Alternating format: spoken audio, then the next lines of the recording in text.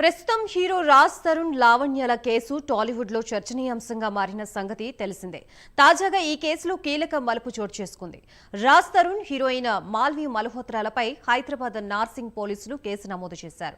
కేసులో A1 గా Raj Tarun, A2 గా మాల్వి, A3 గా మాల్వి సోదరుడు మయాంక్ మల్హోత్రాలను చేర్చారు.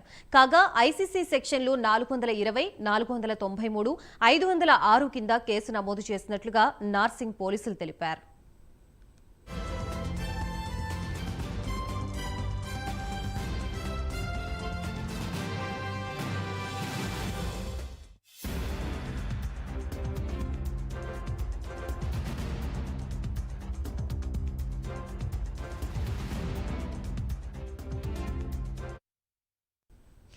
ప్రేమ పేరుతో రాజ్ తరుణ్ తనని మోసం చేశాడని లావణ్య పోలీసులకు ఫిర్యాదు చేసిన సంగతి తెలిసిందే. ఈ క్రమంలో ఆధారాలు చూపించాలని లావణ్యకి పోలీసులు నోటీసులు పంపారు. దీంతో తన వద్ద ఉన్న అన్ని ఆధారాల్ని పోలీసులకు లావణ్య అందజేశారు. ఈ సందర్భంగా మీడియాతో లావణ్య మాట్లాడుతూ రాజ్ తరుణ్తో తనకి 2008లో పరిచయం ఏర్పడిందని, 2014లో తాము పెళ్లి చేసుకున్నారని తెలిపారు. రాజ్ తరుణ్ ఆర్థిక ఇబ్బందుల్లో ఉన్నప్పుడు 70 లక్షల రూపాయల వరకు ఇచ్చి తమ కుటుంబం ఆదుకుందని తెలిపారు. అంతేకాకుండా 2016లో ఆమె గర్భం దాల్చినట్లు, రాజ్ తరుణ్ ఆమెకి అబార్షన్ చేయించినట్లుగా చెప్పారు.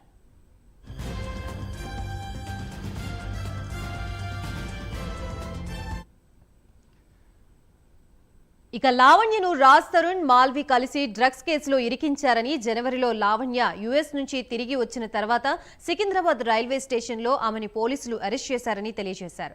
తప్పుడు ఆరోపణలతో తనని రిమాండ్ పంపించారని, తాను 45 రోజుల పాటు జైల్లో ఉన్నట్లుగా ఆమె తెలిపారు.